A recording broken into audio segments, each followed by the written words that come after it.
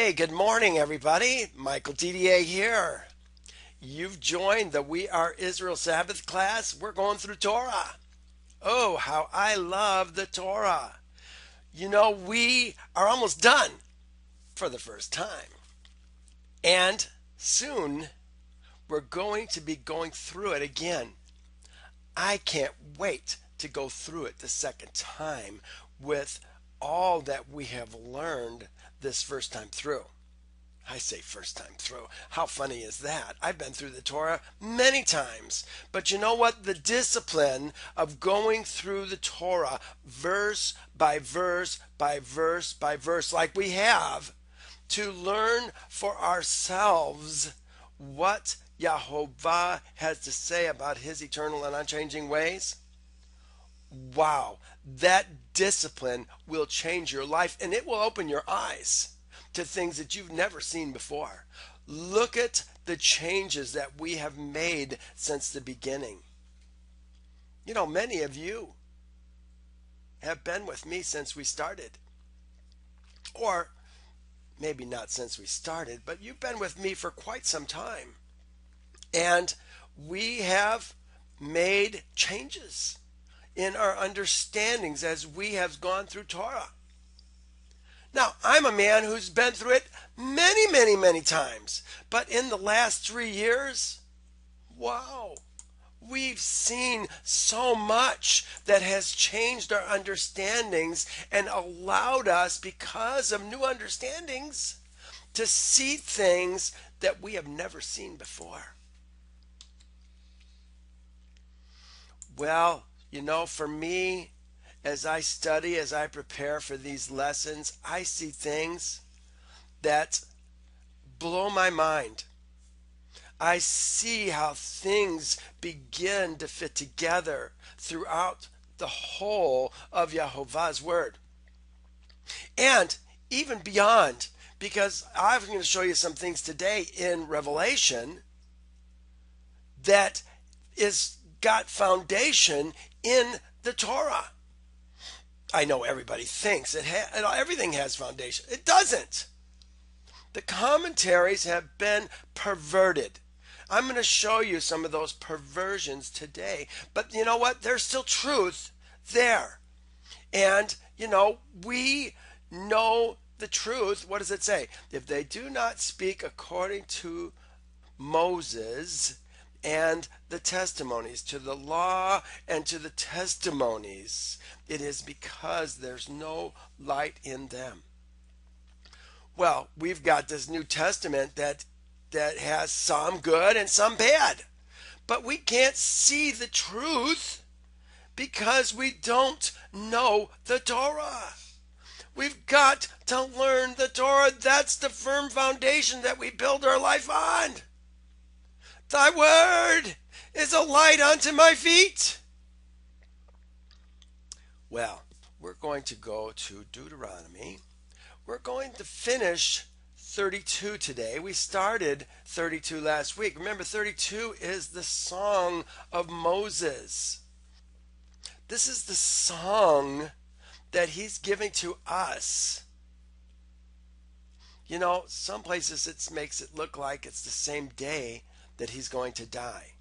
I remember reading one place here, I believe it was in 29, that looked like he was going to die in 10 days or shortly within a few days of him speaking this today business. Well, there's more to understand. And remember, there are problems in Deuteronomy. It's just not crisp. We've seen it over and over and over again. What did we talk about last week? Let's first understand who the Song of Moses is for. It is the song, the words, the message that Yahovah is giving to his Ezra men, the born in the land spiritual men, to give to the world in the last days. He gives us kind of a history. He talked about finding us. Where is it? He found him in the desert. He's talking about us. Yahovah's portion is his people. Jacob is the place of his inheritance. I'm on verse 9. Let me slide it up for you so you can see it. And I guess I need to also do this, and it will help you as well. So, this message, this song is for Israel, his people. Yahovah's portion is his people. Jacob is the place of his inheritance. He found him in the desert, in the wasted and howling wilderness. That's where he found me. He encircled me. He instructed me. He kept me as the apple of his eye. He made me the apple of his eye. Remember, Israel is the spiritually born man. The Gentile that comes out leaves the kingdom of his birth and joins himself to Yahovah and his people is a ger, but a Passover. He can become the Ezra man, the born in the land man, the spiritual man and the heir of Yahovah. That's going to happen again this year on April 4th. Today, the new moon was sighted in Israel. Just a couple hours ago, maybe even an hour ago. I've already got it on my blog. I've got it on my Facebook page. April 4th at evening is going to be the next time that the ger, not the toshab, not the citizen of another country, can now come to Yahovah, circumcise himself, all the men of his household, and then draw near and become as one born in the land. Those men are the men that Yahovah is giving this message to. This song, I believe, is for these days. Oh my goodness. Wait till you see what Yahovah has for us. Well, I can't go into all the things that we talked about last week. But we saw that he found us. He raised us. He got to love us. He called us his Yesharon. But we grew fat. We took him for granted. We loved the fruit and the blessings that came from Yahovah. The fruit of our field, the fruit of our flocks, the fruit of our herds, the fruit of our bodies. We grew fat, thick, obese. Not only in flesh, but in spirit, in heart, and in understanding. Then he forsook Elohim who made him and scornfully esteemed the rock of his salvation. Well, we went after other Elohim, foreign Elohim. Provoked him to anger. We ate meat. We do it every day. If you buy meat from the grocery store, you guys, you are eating meat slaughtered to other Elohim and not Yahovah. Look what it says. They slaughtered. You can't even see it. Okay, because we went through Leviticus 17. We see it. But most have no clue. I wrote 9 articles to help us understand the significance of this meat sacrificed to idols and not to Elohim. Oh, I love how they put that in here. It's supposed to be slaughtered to Elohim. It's being slaughtered to the demons that you serve. The Elohim of the land. And that's what we do. Wow. I can't go through all this. I've got too much that I want to go through today already. So, he gave us over. He says, they shall be wasted with hunger. Okay, he's not talking about the Gentiles. He's talking about his people who have forsaken him. They shall be wasted with hunger. devoured by pestilence and bitter destruction. He says, I will send against them the teeth of beasts, the poison of serpents. They'll destroy outside, they'll destroy inside. Oh, we had some interesting things we found about that last week too. If you haven't listened to that video, you need to hear that video. He says oh, look at this. His supposed people, are a goy, void of counsel. There is no understanding in them. Oh, that they were wise, that they understood, that they considered their latter end. I pronounced this word wrong last week. It's la'akaritam.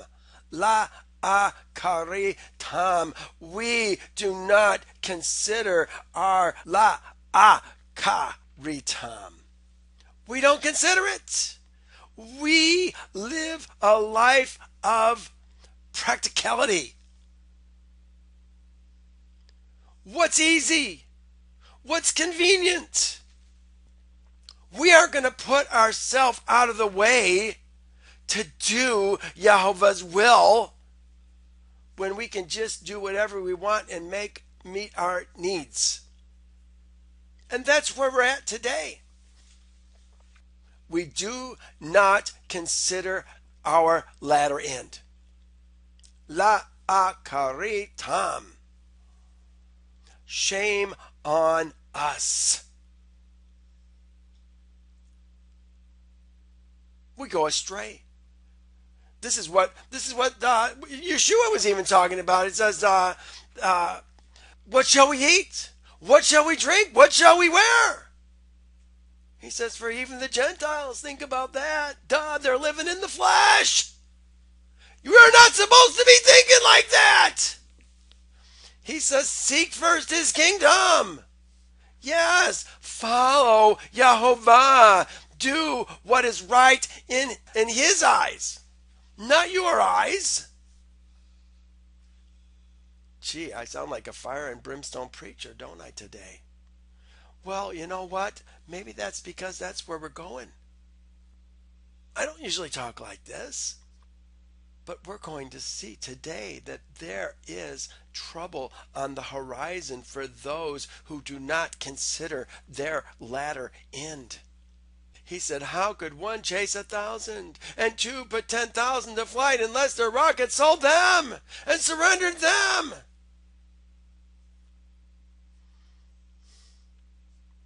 For their rock is not like our rock.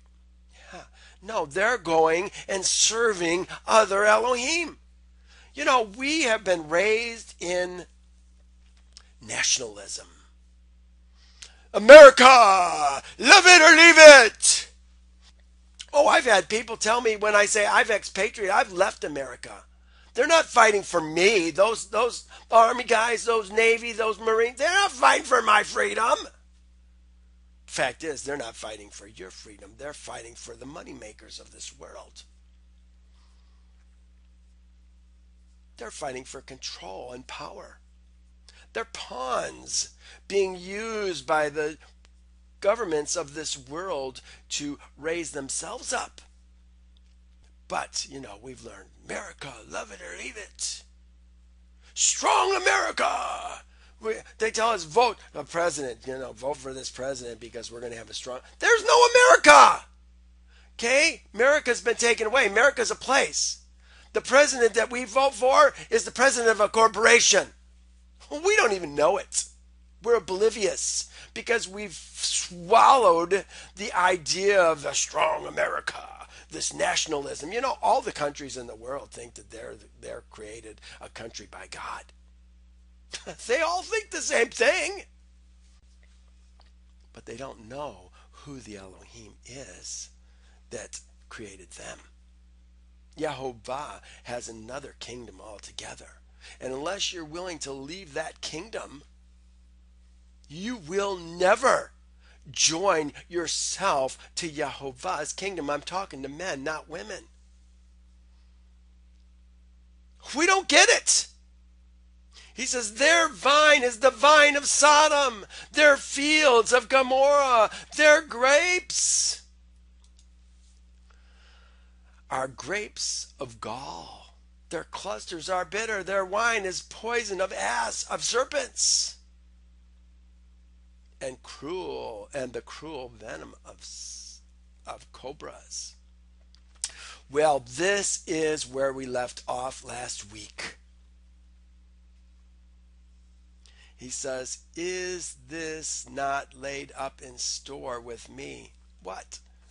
The grapes of wrath, the bitter fields, the stuff that's going to come on us like it fell on Gomorrah. Listen to what he says now. Talking about his people. Hello! Vengeance is mine and recompense. Ooh, I want to show you some things today. Sheila had a question. I want to divert your attention a bit. No, Sheila, you really now maybe you're not really asking for yourself. Perhaps you're asking so that other people can see this. Sheila's asking, and this is a good question. Before I get into vengeance is mine and recompense, she's asking regarding meat slaughtered to idols. Okay, we don't understand what this is. It says, if we buy kosher meat, is that acceptable? The answer is no, it's not acceptable. We have learned lies. Yahovah's people kill their own meat. They slaughter their own meat. No, I would not buy kosher meat. I wouldn't eat a kosher meat. I would not eat meat. Now, this is me personally in the light of all the things that I've seen. I would not eat meat unless I killed it. We went through those lessons in Leviticus 17. And we saw how important it was that Israel slaughter their meat and put that fat on the altar. Well, and we made a suggestion that even we could build an altar. Why couldn't we build an altar even today? We can do burnt offerings. We can do our shalamim.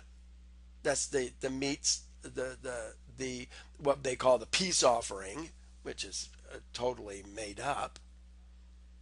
No, we're talking about the shalamim. It's the meat that is slaughtered that we eat.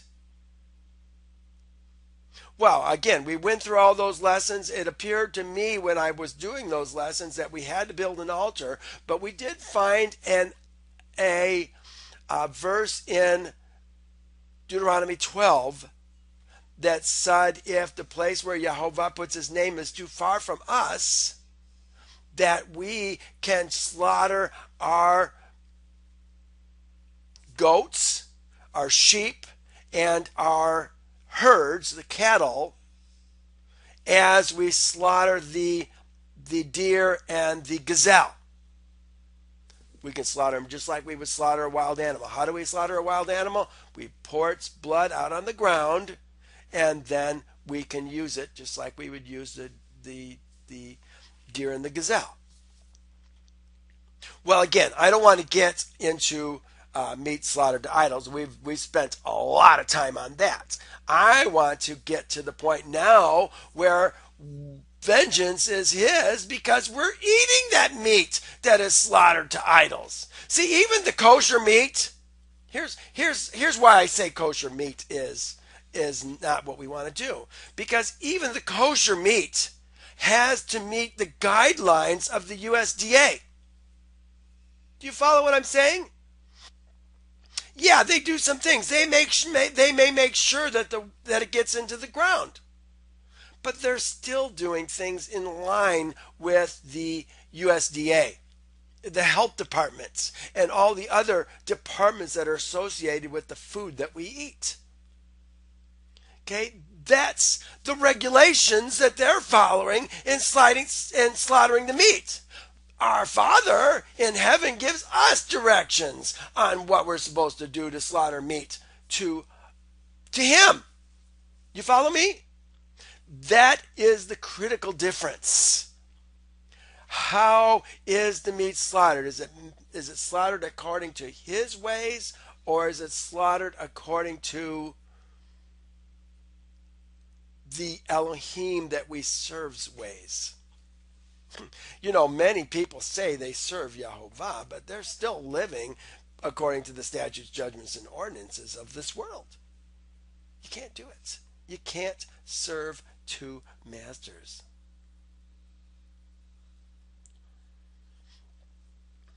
Well, yeah, Joe, any meat we eat pretty much is under the foreign Elohim's rule. I can buy a goat. Carrie found a couple goats that people were giving away. Could I grab one of those goats, raise one of those goats, slaughter one of those goats? Absolutely I could. And that would not be meat slaughtered to idols. See, sacrifice, we don't even know that sacrifice is not even a Torah word. It's a Christian word designed to turn you away from doing what Yehovah expects. Oh, that wasn't Joe that said that. That was Sheila that said that. Okay. All right, good. Sheila, I'm glad you say you got it. Great. So let me now talk about vengeance is mine and recompense. You guys, this is what Yahovah is talking about. When Yahovah raises up his set-apart men in these last days, puts a pillar of fire and smoke over them. Remember, the nation has to be born in a day. That's going to happen at a Passover. Will it happen April 4th at that Passover? The nation born in a day?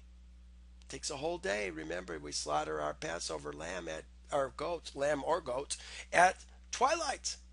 It takes 24 hours all over the globe to do that. That's how a nation is born in a day. But will it be this day?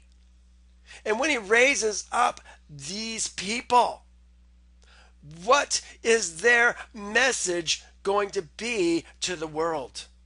Well, here's the first message.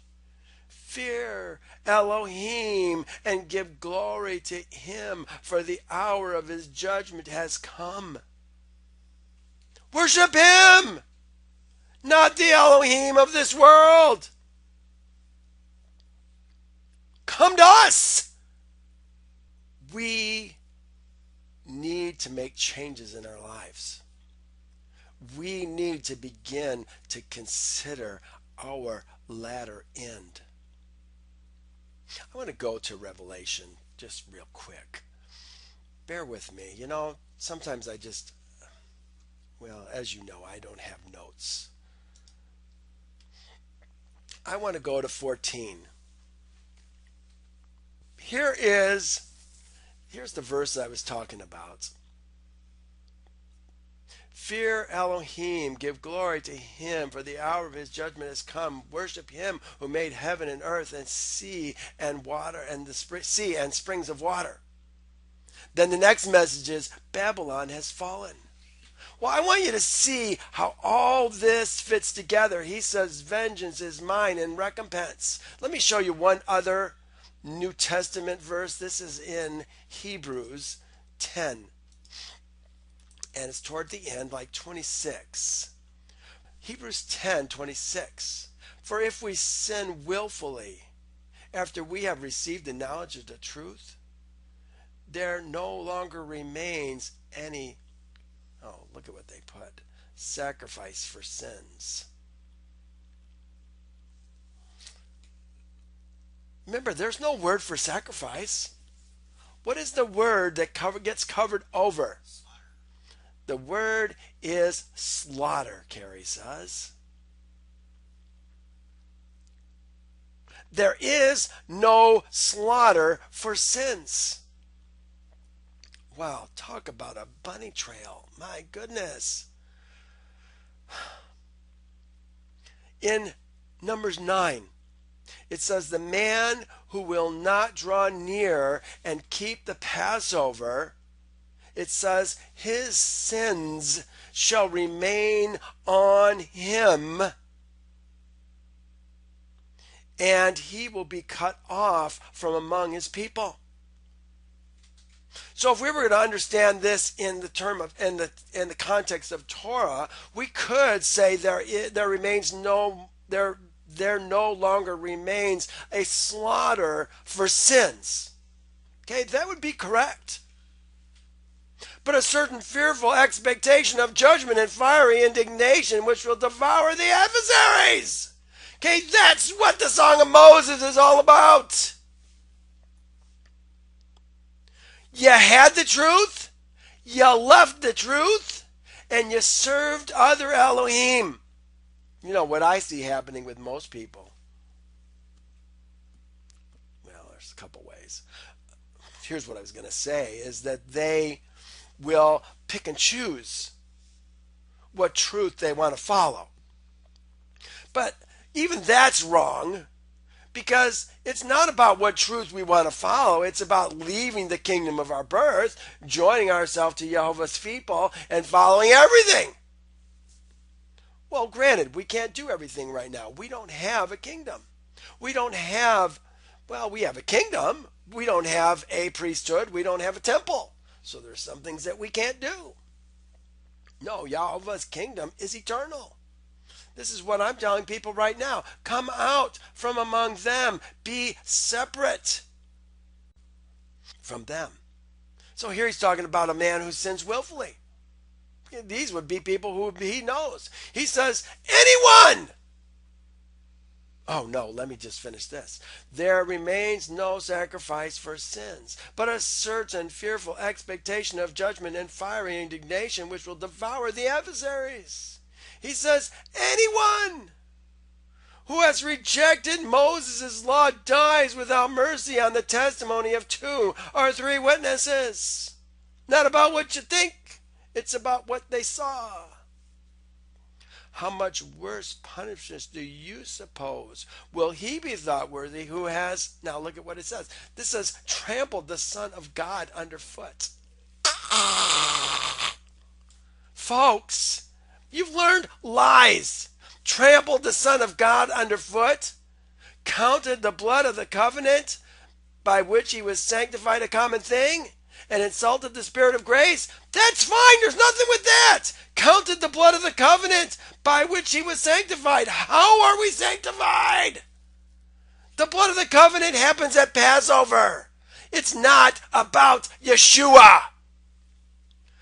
The Catholic Church has given you Yeshua to turn you away from doing the very thing that Yahovah 4 times in Exodus 12 said shall be to all generations an everlasting covenant. But now, look what it says. For we know him who said, vengeance is mine, I will repay, says Yahovah. And again, Yahovah will judge his people. Who's his people? The Ezra men and those who dwell with him, the Ger.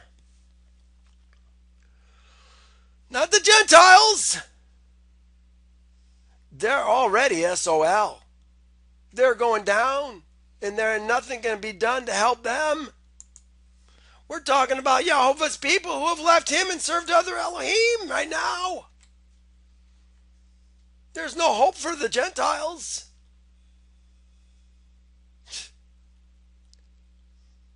Somebody said the other day, Michael, how can 3 billion people be wrong and you be right?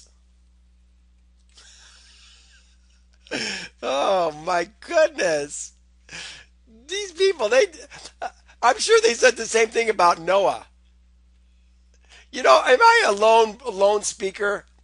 In some ways I am, but there's other guys who are starting to get this. There are other men who are seeing this throughout the earth. It's happening everywhere. Yahovah's raising up a people, the dead bones. He's raising us up right now. And at Passover is the time that he's going to breathe life into us.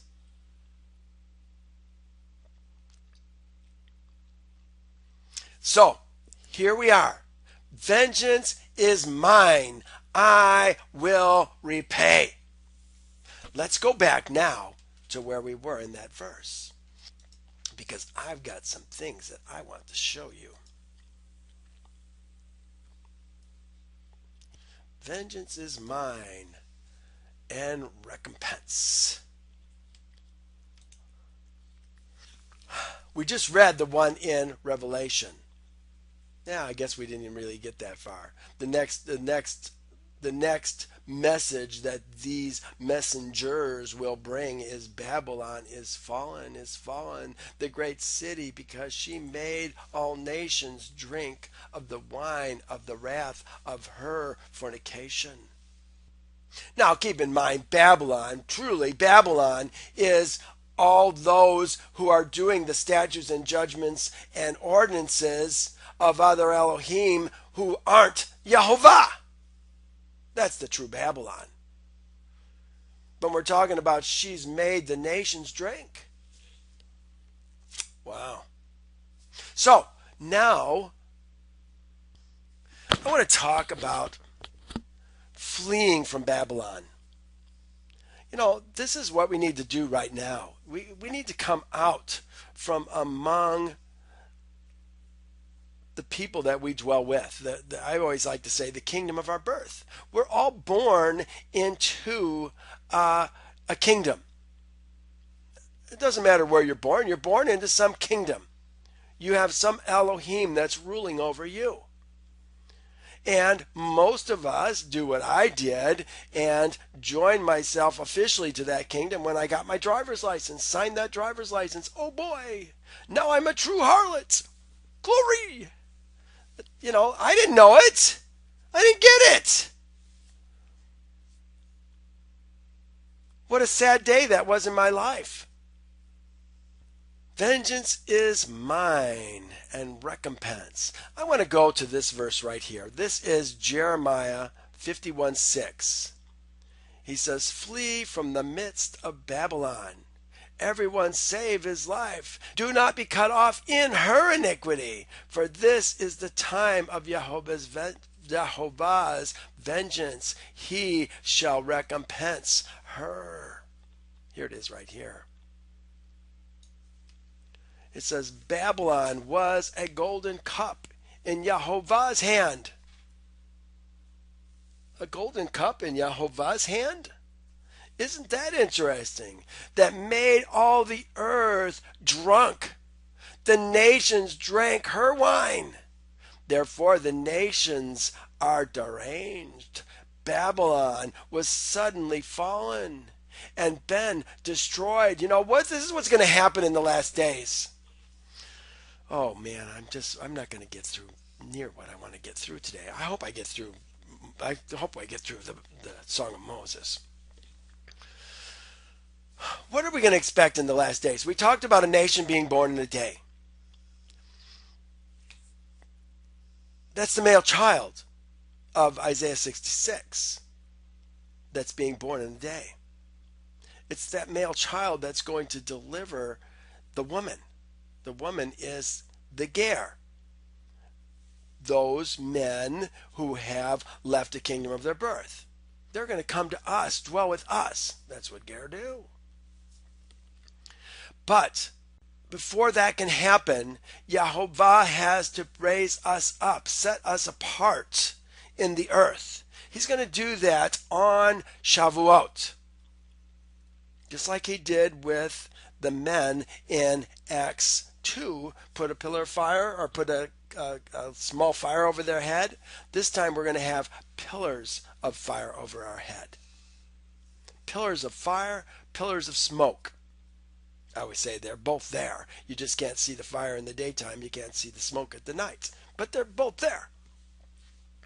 When that happens, people are going to come to us. And for a whole year, people are going to start learning. My blogs are still going to be available. People are going to keep learning. And they're going to come to us. And the following Passover, so now we've gone from basically May, Pentecost, all the way through to March, April again of the following year. We're getting ready to keep Passover again.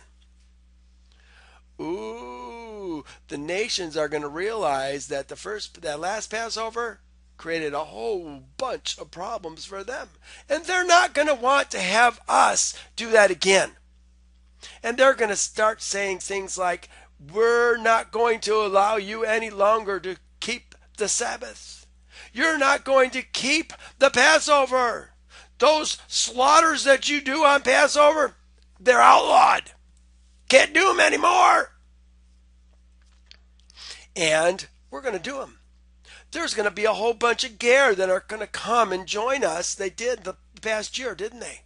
Because we had a pillar of fire overhead. Go figure, they're going to come to Yahovah. Okay, so now is their chance to circumcise themselves and all the men of their household. It's going to happen. We're going to keep the Passover. They're not going to like it. They've already put the abomination that's going to cause desolation, that's going to cause a wilderness. They put that word out when they said, you can't keep the Sabbath. You can't enter into the covenant at Passover. That's the abomination that's going to cause a desolation. And so now they're going to come after us like a flood in the wilderness. We see this in Revelation 12. We see it in other places. And Yahovah is going to bring down this world. The New World Order. All the kingdoms of this earth are going to be shaken in one day. It's the first of two great shakings of the earth. In the first one is going to look just exactly like the second one. Islands are going to fall into the sea. Mountains are going to fall down. Valleys are going to be raised up. Cities are going to fall down. The moon's going to turn red. The sun is going to go dark. But in the second one, even the stars are going to fall. In the first one, the stars don't fall, they just diminish. But when this great shaking happens in the earth, the infrastructure of the New World Order, the thing that everybody's so afraid of, what do they say? Isaiah 8 says, do not call conspiracy all that they call conspiracy, nor be afraid of them, nor be in dread, something like that. He says, fear Yahovah. Well, this great shaking, when they come after us, the Father's going to use that, the people who are coming after us to destroy us because we kept the Passover. They told us not to. We did it anyway. Now they're coming after us. We're supposed to be afraid. Many of us will be afraid, but those that know Yahovah say, watch and see what Yahovah will do. And the earth is going to swallow them up. But worse things are going to happen because cities are going to fall. Your house is going to fall on your head. You know, people are asking us, when are we going to go into the wilderness? We're not going into the wilderness. The wilderness is coming to us. He's going to make the whole earth a wilderness. Your house is going to fall on your head. Cities are going to collapse. Can you imagine a city like Seattle, Chicago, New York, when the Father shakes those buildings till they fall? Who's going to survive? Oh, the pestilence that's going to result from the dead that are in those cities. The animals that are going to come to eat the dead in those cities. Get their first taste of flesh, because now they're going to be looking for you. What did he say? The teeth of the beasts are going to come after you. There's not going to be any water. There's not going to be any electricity. There's not going to be any cell phones, no grocery stores, no trains, no highways. You might have a Hummer, but you haven't got the gasoline to put in your Hummer. Everything that you've trusted in is going to be taken from you. But those people that are with Yehovah, they're going to be fed like stall-fed calves. Rejoice like stall-fed calves, it says in Malachi 4. Babylon is fallen is our message. Is fallen, the great city, because she made all the nations drink of the wine of her fornication. Babylon's gone down. Everybody who's trusted in her she can't help us anymore. There's going to be gangs of black marketeers going from house to house, killing, stealing, raping, to get the things that you provided for yourself in the flesh. Oh, don't you know I've got 6 years of MREs? Yeah, they're going to come after it. They're going to come looking for the gold and the silver that you have buried in your yard, hidden in your house. No, now instead of that providing for your flesh, it's going to be the demise of your flesh, because you trusted in flesh instead of in Yehovah. But the ones who came to us are going to be safe. You know, some of those who are going to come to us, where the pillars and the pillar of fire and smoke is, they're just coming for the goods. They're coming for the safety. And in time, Yahovah's going to sort out which sheep are his, which goats are his. But for the time being, they're safe.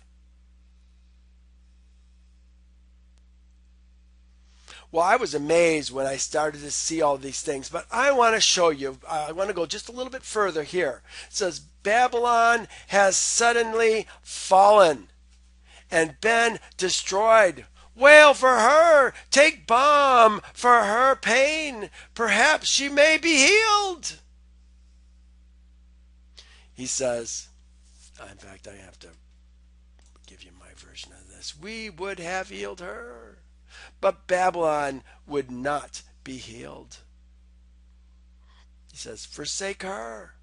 Every man return to his land, for judgment reaches unto the heavens and is lifted up even to a cloud. Oh, look at this. It's actually clouds. It's plural. They translated this, look at this, forsake her. Let us, everyone, go to his own country. Makes it sound like women can go to their own country, doesn't it? Who's he talking to? He's talking to every man. Man, every ish. Every ish. Singular man. Every man return to his land. I think there's a bigger message here. Remember, we're talking about Israel.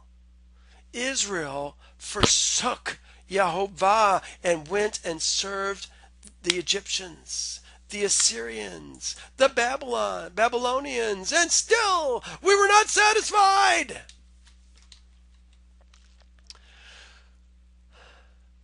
I think the land that we're returning to is the land that is under Yahovah's jurisdictional authority. Now look what it says. For judgment reaches up to the heavens. Heavens. Heavens. People don't understand. What are the heavens? The heavens are where the birds fly. Did you know that? We're not talking about the stars. We're talking about where the birds fly, where the airplanes go. And is lifted up even to a clouds. A clouds.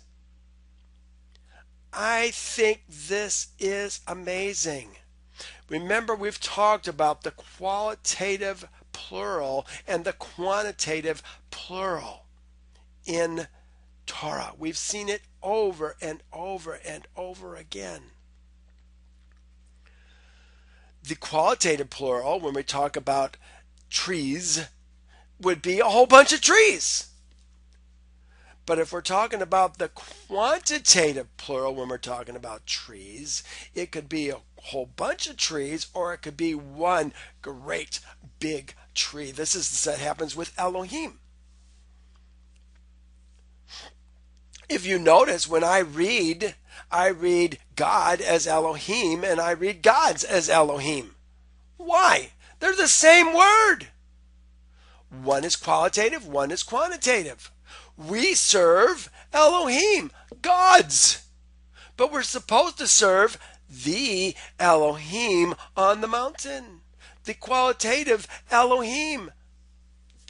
Okay, this is the difference. So here we're talking about clouds. So here we have a cloud in heaven. We would think clouds in heaven. Is our natural mind would think clouds in heaven. He's lifted up even to the clouds. What did they say? Up to the sky. See, they don't even know what to do with this. They don't understand that the heavens reach, he says, this is the New King James, for her judgment reaches to heavens. But it says the heavens. Look, here's the definite article. Reaches to the heavens. The heavens. They left out that. And then they put the in the skies when there is no the.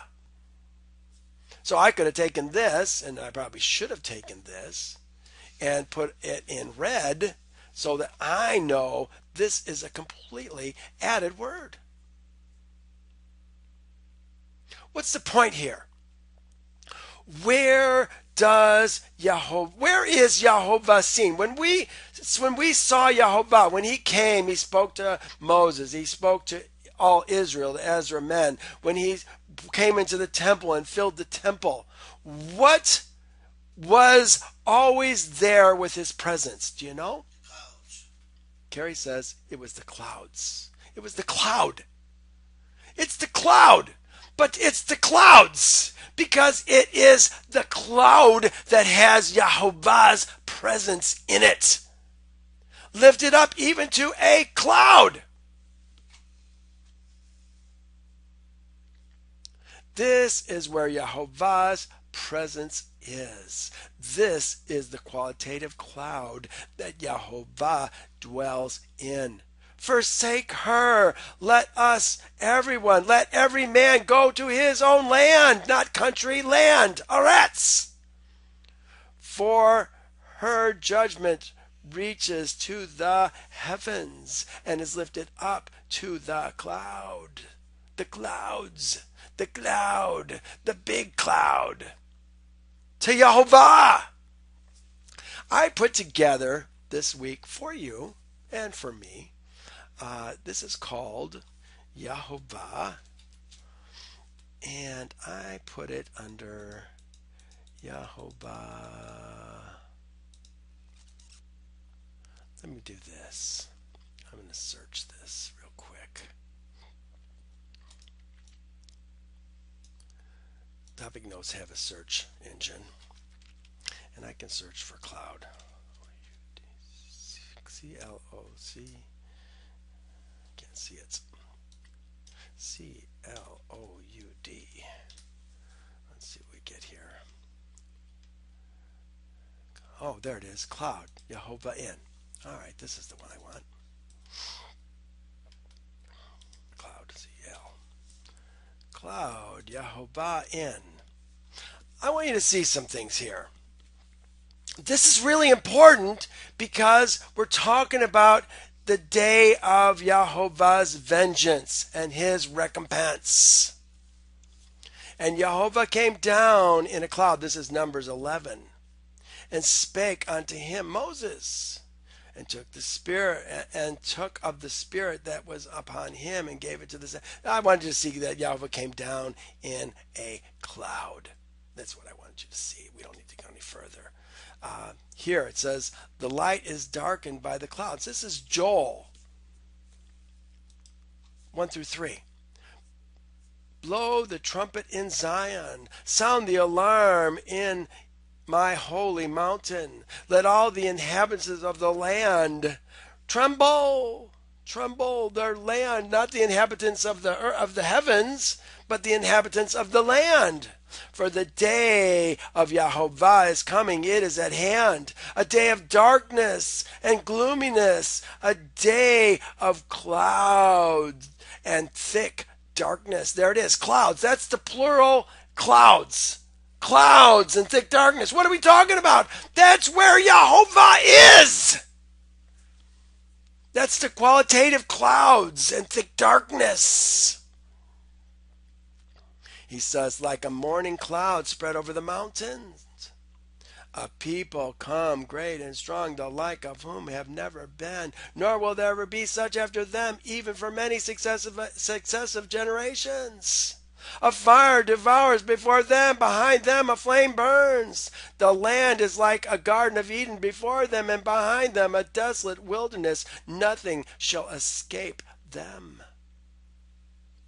Look what it says here in this. I must not have gotten my thing updated for some reason, because it doesn't have all the things that I wanted to give you.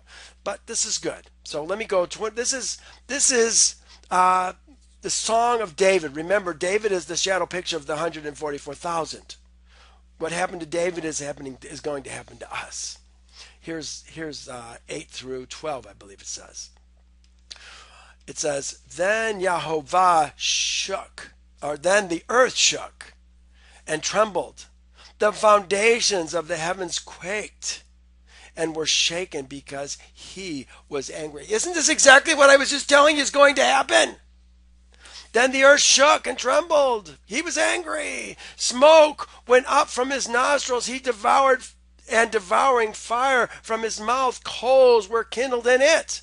He bowed the heavens also and came down with darkness under his feet. There it is, darkness under his feet. He rode upon a cherub and flew, and he was seen upon the wings of the wind. He made darkness canopies around him, dark waters, thick clouds of the skies. You see what's happening here? We have Yeshua coming in a cloud, don't we? Folks, you have learned lies. You have taken New Testament verses and built a whole theology based on them that has no foundation in the Torah. Now, either we're going to adopt the truth or we're going to keep the lies. I encourage you to find the truth.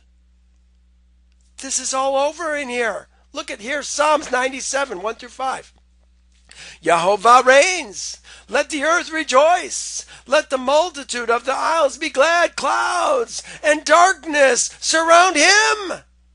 Clouds. This is the plural clouds. The qualitative clouds.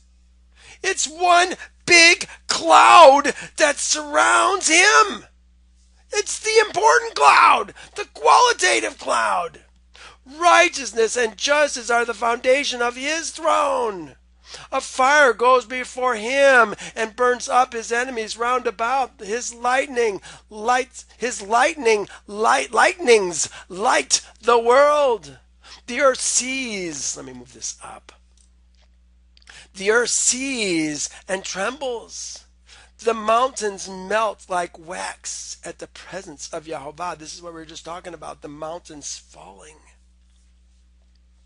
at the presence of Yahovah. He said it twice. No, actually it says the mountains melt like wax at the presence of Yahovah, at the presence of my master, the master of the whole earth. Now, that can't be right. I'm sure it doesn't say the master. There's only 3 places where it actually says the master. Let's find out what it says. I'm just curious. The master, the Lord. Interlinear. At the presence of Adon. Just says Adon. Adon. Adon. The presence of Adon. presence of the earth's master. At the presence of the whole earth's master. That's what it says. Wow. Yeah, I knew it couldn't say the Lord. There's, like I say, there's only 3 places where it actually says the Lord. There are millions of places in your Bible where it says the Lord, but only 3 places where it actually says the Lord. Big difference. At the presence of the whole earth's master. The one in the cloud. Remember, he's Spirit Elohim. You can't see Spirit. So he comes in a cloud so you can know where he's at. Where's Yahovah place his name? He places his name where the cloud rests. And he's going to place his name in a whole bunch of places in the last days. Maybe 144,000. But at least a whole bunch of places. Here's another one from Amos. And it shall come to pass in that day, says my master Yahovah, that I will make the sun go down at noon, and I will darken the earth in broad daylight. This is Yahovah coming. I will turn your feasts into mourning and all your songs into lamentations. I will bring sackcloth on every waist and baldness on every head. I will make it like mourning for an only son. Yes, that's how it's going to be. We're going to be so distraught. It's going to be like mourning for our only son who's died. And its end like a bitter day. Behold, the days are coming, says my master Yahovah, that I will send famine on the land. Not a famine of bread, nor a thirst for water, but of hearing the words of Yahovah. They shall wander from sea to sea and from north to east. North to east, that's strange. That they shall run to and fro seeking the word of Yahovah, but shall not find it. Where's the word? When they are looking for it, where's the word? It's with us. It's with the pillars of fire and smoke. When Yahovah separates his men out, we are going to see exactly what it was like in Egypt. All the wicked people were in Egypt, and all the people of the light were in Goshen. That's how it's going to be. When Yahovah brings out Zion, there's going to be nothing left in Gomorrah but darkness. And oh, that darkness is going to be felt. They won't be able to find the word of Yahovah. Not going to be available to them. There's nobody that understands it because there's no men of the Spirit. There's only men of the flesh, and they don't get it. There's more. Here's Isaiah 8:22. It says, then he looked to the earth and see, then he will look to the earth and see trouble, darkness, gloom of anguish, and they shall be driven into darkness. Blow the trumpet in Zion. This is Joel 1 and 2. That's the one we just read. Okay, that's the one we were just talking about. Here's one last one I want to give you in Joel. Let me just move this up on the page a bit.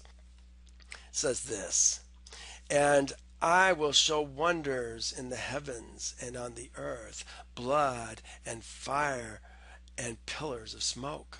The sun shall be turned to darkness, the moon to blood, before the coming of the great and awesome day of Yahovah. And it shall come to pass that whoever calls in the name of Yahovah shall be saved. Not Yeshua, Yahovah. But look at this. Blood, the sun will be turned into darkness and the moon into blood. Okay, you know what? Everybody's playing with these stupid red blood moons. Folks, the man who put these things, started this brouhaha, this, what is it? It's a distraction. This distraction is a man who follows not the silver moon, he follows the convergent moon. And all the blood moons that he's based all of his studies on are the convergent moons. Folks, there's no blood moons that you have to worry about. Forget those stupid ideas. We have lots to happen before we start seeing these blood moons come up. Blood moons. Before we see the moon turn to blood. The earth fall. Islands fall into sea. Islands or mountains fall. Valleys raised up. Cities destroyed. New world order flattened. Forget the blood moons. When you see the pillar of fire and smoke, then maybe watch for the blood moons, but they're not going to come until after the following Passover. Oh, we have so much more to learn. Well, I need to go back. We've only covered one verse. We're not getting very far today, have we? But I wanted to show you this stuff about vengeance is mine. Who's he taking the vengeance out on? The people who call themselves his people first. Because they have blasphemed his name. They've said they're his, and they're not. They've taken his name in vain.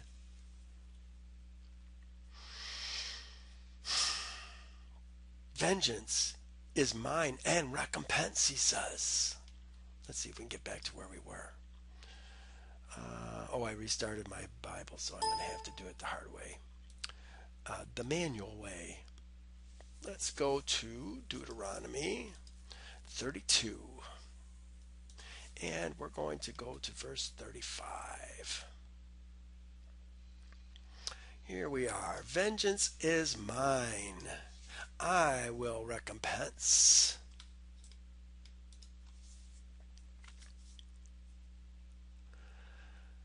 Their foot shall slip in due time, for the day of their calamity is at hand, and the things to come hasten upon them. You know what? I said it before. We do not consider our latter end. If we considered our latter end, we would know that what Yehovah says, Yehovah does. He does not speak idle words. And if you're going to base your life on thinking that his words are idle and that they're not going to come to pass, you are making a grave mistake. Verse 36 says, for Yahovah will judge his people. Look at that. He's going to judge his people. I can't wait. And have compassion on his servants. You know, there's a lot of people who say they're Yehovah's people, but they aren't his servants. They're the servants of other Elohim. That's just too narrow. I gotta make it bigger.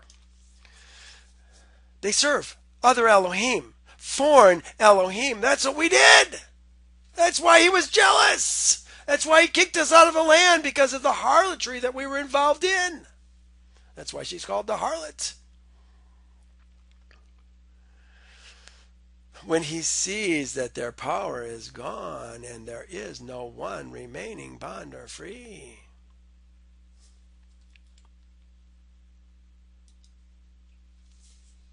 His people. His people. He's going to judge his people. Are the Gentiles his people? No. The Gentiles are going to be judged separately. Probably after his people are judged. That they're going to be judged in the great day of Yahovah. You know, this tribulation, I don't think it's for the Gentiles. I think it's for Israel. It's for all those who call themselves Yahovah's people to come back to him. Oh, I get it. Back in Goshen, it took us 3 plagues before we said, oh, I get it. And then we left Pharaoh and we started serving only Yahovah. Then when darkness came on them, it didn't come on us. When the hail came on them, it didn't come on us. That's how it's going to happen. The tribulation is really for Yahovah's people to bring them back to him. The great day of Yahovah, now that's for the Gentiles. That's when they're going to be destroyed, isn't it? He says, he will say, where are their Elohim? Where are their Elohim? The rock in which they sought refuge. Where are their Elohim? Who are their Elohim? Obama, the Army, the Navy, the Marines. Oh, here's a good one. How about PEMCO? Allstate, the rock. They left their rock. The rock in which they sought refuge. Where's the rock they sought refuge? PEMCO, Allstate, Geico. Who do we trust for our security? Are you trusting Homeland Security? If you are, you're in for a big surprise, because those people are lawless. They do not know Yahovah. So again, who do we serve? I'm talking to you, men, not the ladies. Ladies, serve your man. Don't have a man, get one.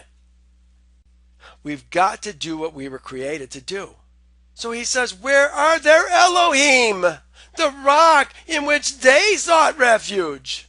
Oh, I think this is so interesting that we're talking about the rock again, but we're talking about the rock in which they sought refuge. It wasn't Yahovah. Rock is used 5 times in this chapter. Here's one of them that's not used for him. So revealing. Where are their Elohim? They're gods. They translated it okay. But again, we're talking about Elohim. The rock in which they sought refuge. Remember, Elohim is not these little idols. Elohim is who writes the laws, who writes the statutes, who writes the judgments that we design our life around. That we can form our life to. Can't serve 2 masters. Doesn't work. We have a jealous Elohim. I always tell men, check your wallets. You'll find out who you serve. Yeah, Wade's talking about NASA, the medical monopoly, and the FEMA. They're talking about the other Elohims. Yeah, you're right. You're right, Wade. Right.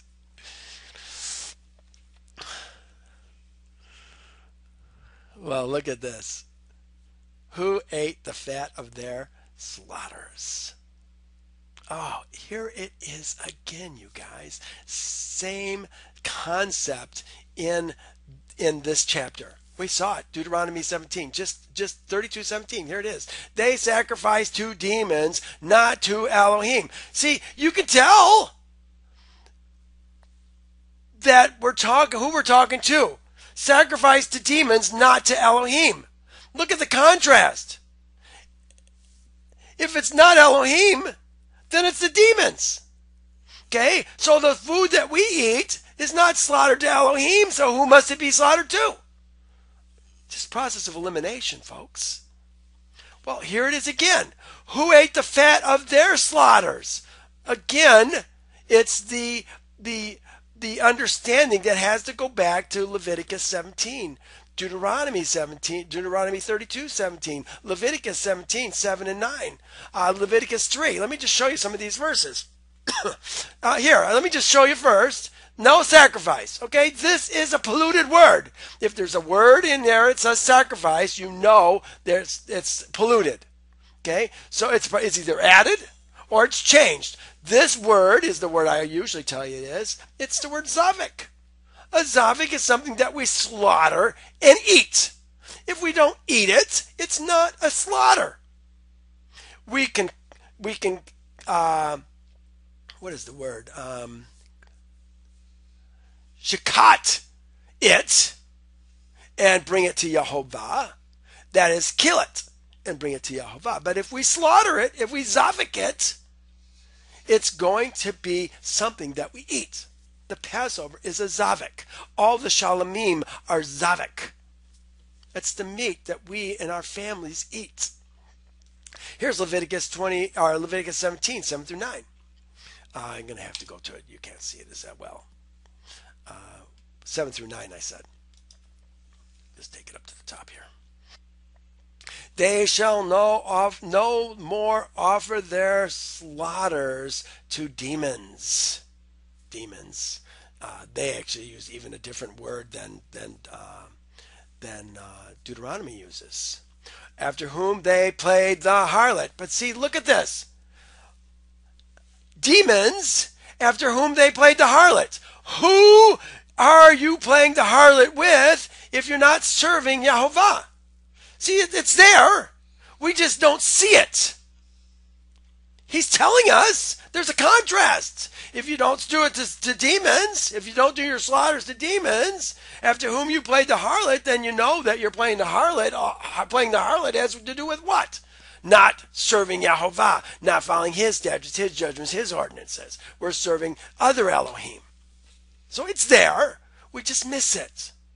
Also you shall say to them, whatever man of the house of Israel, or the stranger, so this could be for a house of Israel, the Ezra, or the stranger who dwells with you, who offers a burnt offering, an olah, or slaughter. Okay, he's talking about two things now. And does not bring it to the door of the tabernacle of meetings to offer it to Yahovah, that man shall be cut off from among his people. Look at you guys. There's a reason why Acts 15 told James the just, told us not to eat meat sacrificed to idols. Meat that's not brought to Yahovah, not slaughtered in light of his statutes, judgments, and ordinances. Why? Because it gets you cut off from among his people. Oh my goodness. You guys, you've got to see this. Here's the other one, Leviticus 3. Then he shall offer from the slaughter of the shalamim a korban made by fire to Yahovah. We slaughtered our shalamim. Now we're going to bring the fat. Look what it says. The fat that covers the entrails and the fat that is on the entrails. See, you can't understand this verse in the Song of Moses without understanding Leviticus 7 and Leviticus 3. So he's talking about who ate the fat of their sacrifices. Well, folks, what sacrifices do you bring to this world? You know what? I think it's probably in the context of taxing. Who ate the fat of your slaughter? I mean, I have to take it even further. Well, even if we stay with the slaughter, let's stay with the slaughter. I want to stay with the slaughter. Let's forget the taxing. Stay with the slaughter. Who ate the fat of their slaughter? Okay, when they give their statutes and judgments and ordinances regarding the meat that you eat, the meat that is slaughtered for you, that goes into the grocery stores, that goes into the, what was the thing that Sheila mentioned? Kosher. The kosher stores. They're still doing it within the health permits. They maybe have a little bit of leeway, but they're still doing it. They still have to have their license to do their kosher food. Yeah, the world's not going to let them do that. No, we have to get deeper understandings. Who ate the fat of their sacrifices? The demons.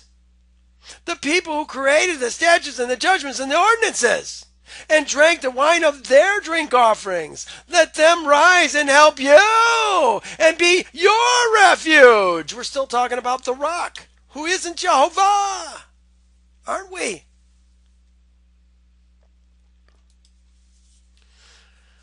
Now see that I am He, and there is no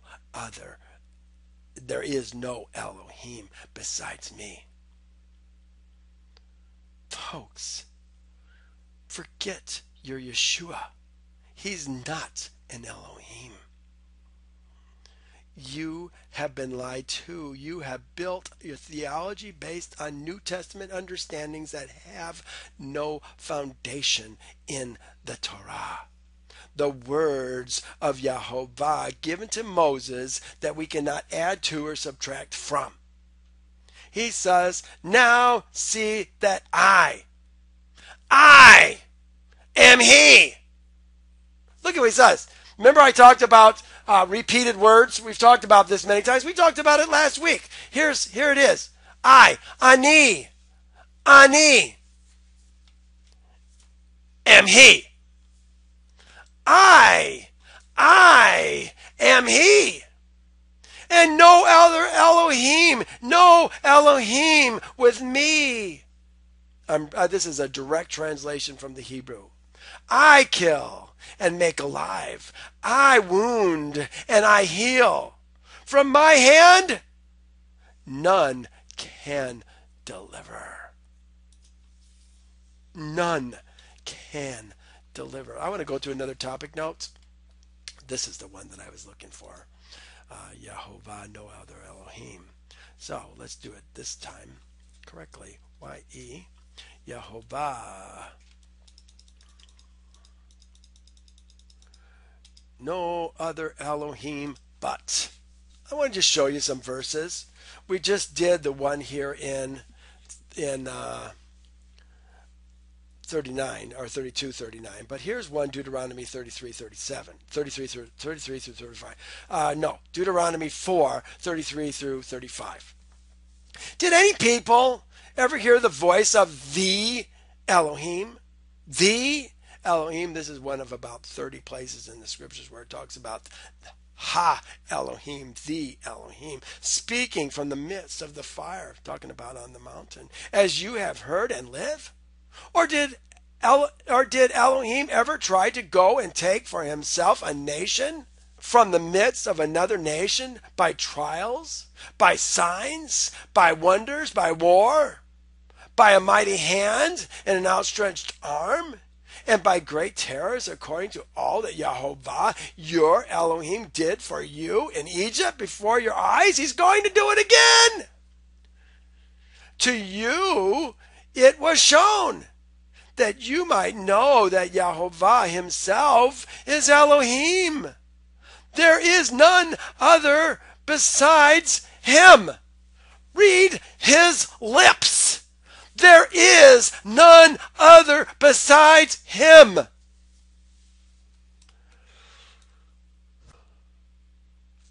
(43) Talking to the 144,000 that are being raised up in the last days, he says, you are my witnesses, says Yahovah, my servant, whom I have chosen, that you might know and believe me and understand that I am He. Before me there was no Elohim formed, nor shall there be after me. I am Yahovah, and besides me there is no Savior. Are you starting to get an inkling? Here's another one, 45, Isaiah 45, 5 and 6. I am Yahovah, and there is no other. There is no other Elohim besides me. I will gird you, though you have not known me, that they may know from the rising of the sun to its setting that there is none besides me. I am Yahovah, and there is no other. There is none besides me. 2 more. 3 more. For thus says Yehovah, who created the heavens, who is Elohim, who formed the earth and made it, who has established it, who did not create it in vain, who formed it to be inhabited. I am Yehovah, and there is no other. Same chapter, different verse.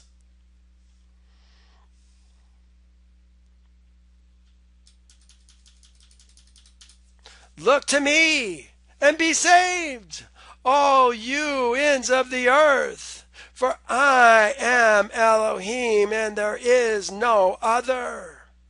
Last one. There's many more, but this is the ones that I pulled out.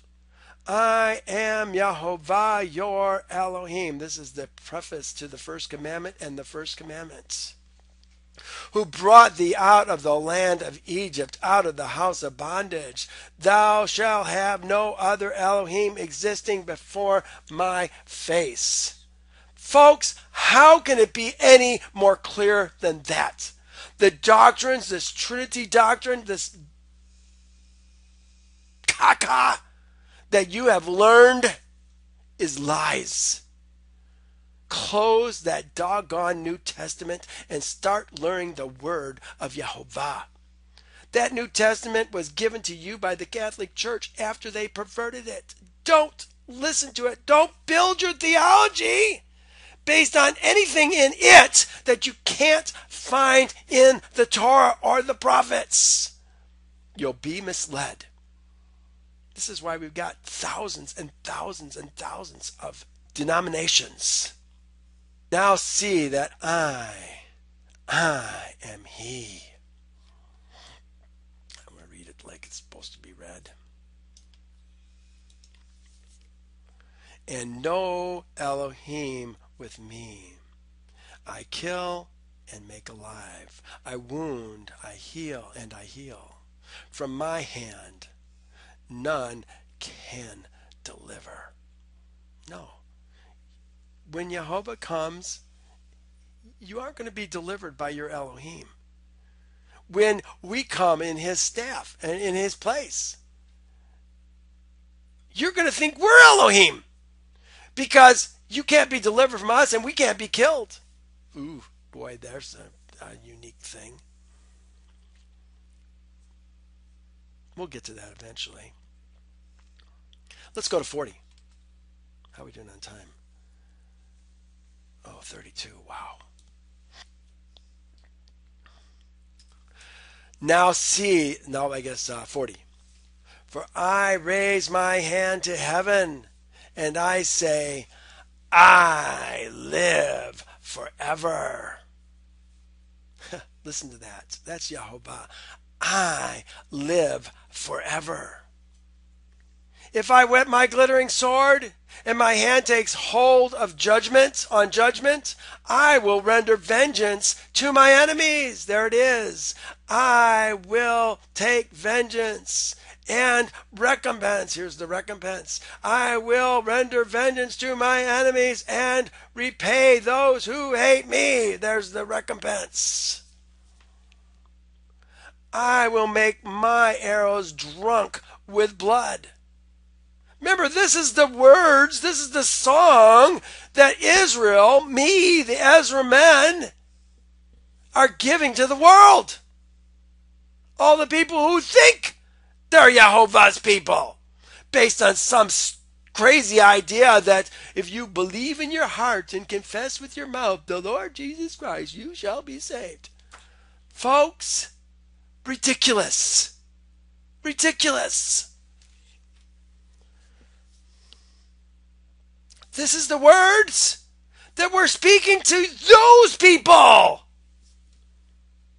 And it isn't a good one. I will make my arrows drunk with blood, and my sword shall devour flesh, with the blood of the slain and the captives, from the heads of the leaders of the enemy. Well, that's really hard to understand. Here's a better interpretation. This is Erdman Bible. I will make my arrows drunk with blood, and my sword shall devour flesh. What kind of flesh? The blood of the slain and the captives, with the flesh of the chief leaders of the enemies. This is what we're talking about. He's going to kill everyone. But now listen to this. And again, it's so perverted that it's hard to get the truth in these English Bibles. There's just so much that just doesn't flow. This is the scriptures, 1998 scriptures. The Gentiles acclaim his people. You know, they say, rejoice, Gentiles. Rejoice, Gentiles. Rejoice, Gentiles. Why would the Gentiles be rejoicing at this time? They're about to be destroyed. What's going on? We've got to learn more. So, again, I'll say it again. I'll say it all again. It says, rejoice, O Gentiles, with his people. Oh my gosh. I can see why his people would rejoice, if they're truly his people. But really, if they're not his people, and the Gentiles aren't his people, why would anybody be rejoicing? Does that even make sense? It says he will avenge the blood of his servants. Are the Gentiles his servants? Why are they rejoicing?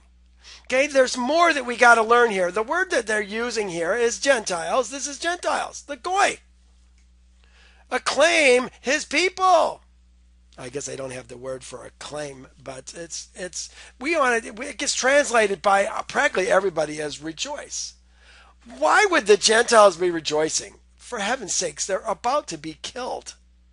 They're about to be wiped off the face of the earth. And yet we're saying, rejoice, O Gentiles, with his people? No, I think the Gentiles are starting to see that Yahovah is setting apart his people for himself. He avenges the blood of his servants. For heaven's sakes, if he's avenging the blood of his servants, it's on the Gentiles that he's avenging the blood. You know what? I've been in this walk for 15 years. I left the kingdom of my birth, got rid of my driver's license, Social Security, and those kinds of things, even before I knew about the Sabbath, even before I knew about the feasts. And when I did, my family left me. They left me. They stole my children. They stole my house. They stole my wife. Everything that I had in my life was taken from me. I kept the one pearl, my Father's kingdom. And I've built from there. But those people that did that, Yahovah is going to avenge them. No, he's going to take his vengeance on them. He says, and returns vengeance to his adversaries. It says, and he shall cover his land and his people. Is that anything for the Gentiles to be rejoicing about? You know, here's another one. They put, rejoice, O nations of his people. Sing aloud, O nations of his people. Well, I just don't think that fits, you guys. They're about to be destroyed. 44.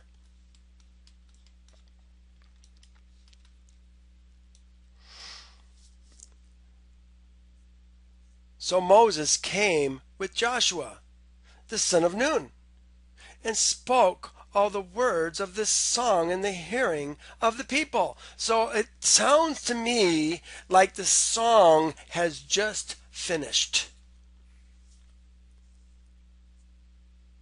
We've got a different something going on here. It may have finished even before that.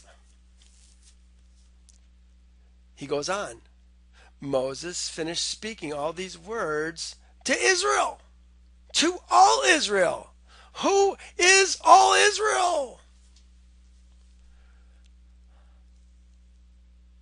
You know, we don't know it. If you've been in my class for any length of time, you understand that Yahovah and Moses only speak to one kind of people. Do you know who they are? The Ezra men.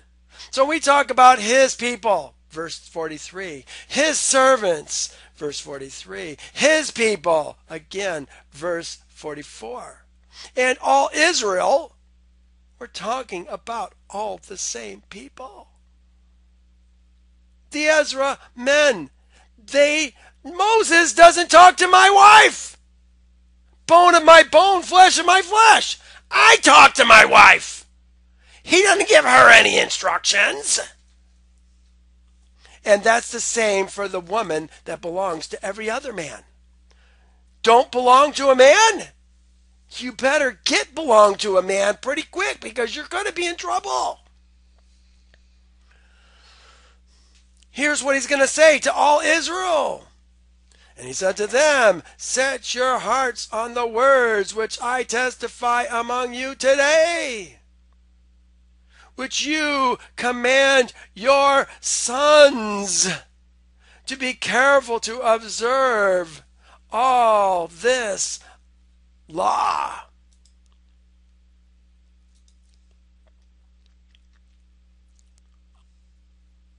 Our sons. Your sons. This is the plural ben. This is not ladies. This is not girls. This is your sons. Really, their sons are going to be your seed for the next generation, aren't they? So if we're talking about your sons, Israel's sons, we're talking about Israel's seed. Well, shoot, we're so close to finishing, but I have to do this again. I want to go to Deuteronomy 6. You know, this is a chapter that is so polluted. It's a soundbite. Hear, O Israel, Yahovah, our Elohim, Yahovah is one. Oh, we know this thing. We don't even know it right. It's not one, it's first. He's first. He's only. But I want you to look at who this is written to. Yahovah Elohim. Okay, if we understand the things that I've taught you over the many months and years that we've been doing this, we know that this context clue, Yahovah our Elohim, is talking to who? The Ezra men. Not the Ger who dwell with them, certainly not the ladies, not the children, not the servants. The Ezra men.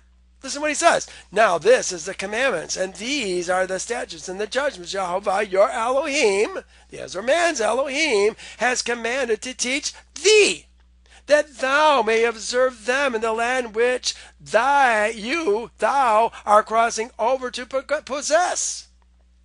That you may fear Yahovah your Elohim, there it is again, to keep his statutes, his commandments, which I command you and your son and your grandson all the days of your life, and that thy days may be prolonged. Here's another one, verse 6. I'll bring it up for you. Right here. He says, you shall teach them diligently to your sons. The same your sons that we're talking about in the verse we're reading through right now in Deuteronomy 32. You shall teach them diligently to your sons. Talk of them when you sit in thy house, when thou walk in the way, and when thou lie down, and when thou rises up. Sons. banim, thy sons, the plural form. To thy sons. This is it right here. This is the word. I don't know if you can see that or not. I can zoom into it on the video. Make it bigger for you guys. This is plural form. Son. Okay, there's son. This is the plural. And because it's got the kaf on it, which makes it thy sons, they take off the mem and put the kaf. It just has to do with how they conjugate the plural.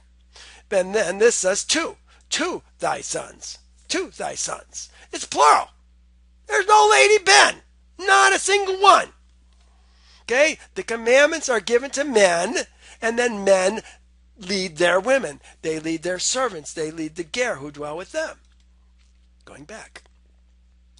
For it is not a futile thing for you, because it is thy life.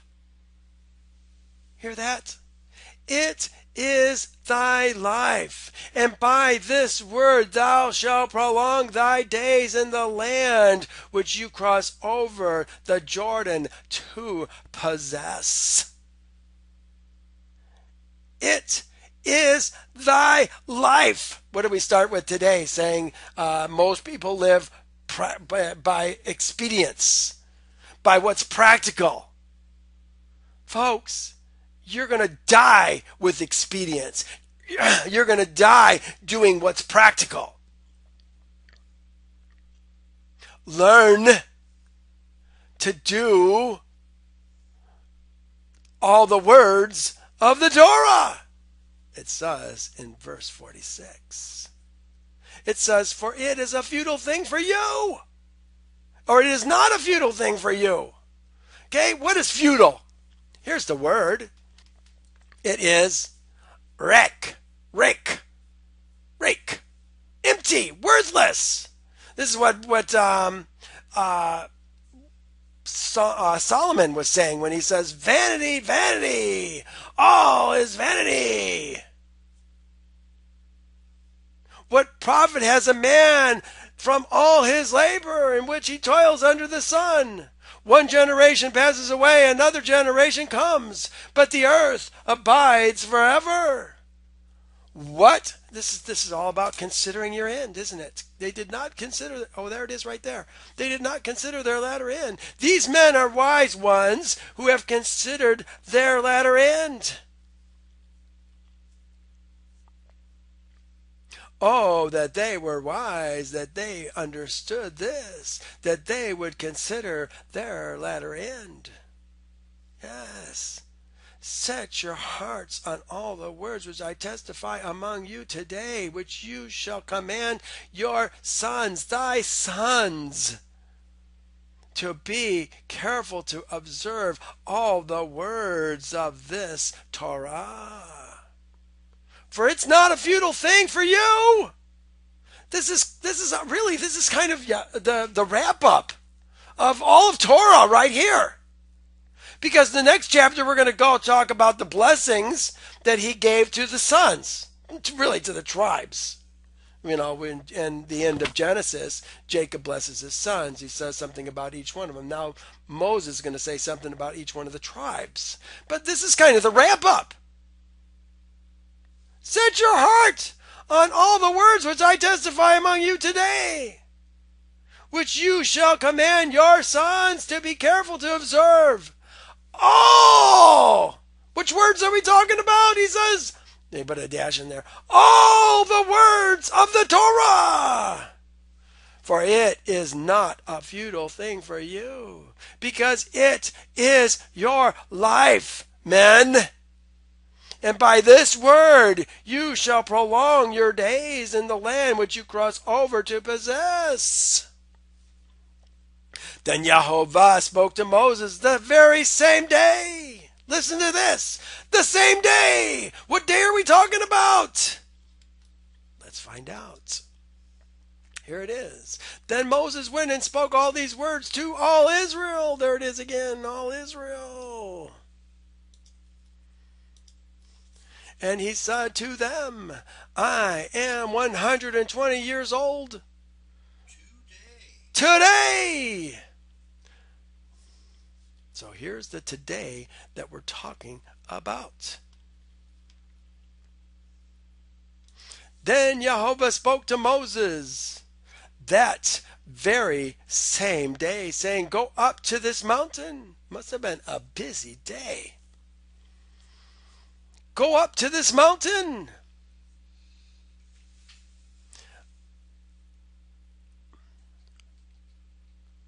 Go up this mountain of Avarim, Mount Nebo. Maybe Mount or Avarim and Mount Nebo are the same mountain, which is in the land of Moab, across from Jericho. View the land of Canaan, which I give to Israel's seed as a possession. Remember, we've got one new person here today. We're talking about Israel's seed, not the children of Israel, not the sons of Israel, not Israel's son. We're talking about Israel's seed. Israel's seed. The multi-generational generations of spiritually born men, which I give to Israel's seed as a possession. He says, and die. Now, notice this is one of the few times in Deuteronomy that, remember, there's only like 12 times, 15 times in Deuteronomy where we actually hear about Israel's seed. All the other ones are Yehovah, your Elohim, Yehovah, my Elohim, Yehovah, thy Elohim, Yehovah, our Elohim. But very rarely does he talk about the children of Israel or Israel's seed. He says, go up and die on the mountain which you ascend and be gathered to your people, just as Aaron your brother died on Mount Hor and was gathered to his people.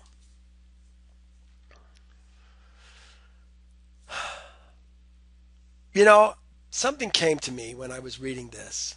I'm running out of time. I got to do this. Why was Yehovah so unwielding concerning Moses not going into the land? You know what? I'm going to talk about this next week. I want to finish this chapter, and we'll do that in our review next week. So let me just finish this chapter, and we'll talk about that question. Why was Yehovah so unwielding concerning Moses not going into the land? Why did Moses have to die? There's reasons for that, and I want to discuss those reasons with you. But here he says, and die on the mountain which you ascend, and be gathered to your people, just as Aaron your brother died on Mount Hor and was gathered to his people, because you transgressed against me among, really, in front of Israel's seed at the waters of Meribah Kadesh in the wilderness of Zin. Because you did not hallow me in the midst, in front of Israel's seed. This is what we're talking about. He says, yet you shall see the land before you, though you shall not go there, into the land which I am giving to Israel's seed. Over and over he's saying you're going to see it, but you're not going to see it. You're going to see it, but you're not going to go in. That's, I guess, a better way to say that. Well, Father, thank you. Thank you for bringing so many people here today. Thank you that so many are listening to the YouTube's channel that I put together. Father, I'm so grateful for that. I want to reach your people. I want to help Gentiles become your people. Please use this. Don't let any of Michael get in the way. I seek always to exalt your word, my dear Father. All right. Well, thank you for joining me today. Y'all, I really do appreciate you coming. Remember, I do have a YouTube channel.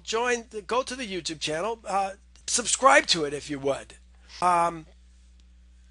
Soon we're going to be starting Genesis 1 again. Oh my goodness, it's going to be so cool to start Genesis 1 all over again. With what we have learned, we are going to see so much more. All right, well, I'm going to say goodbye. Don't you all go away, and we'll see you again next week.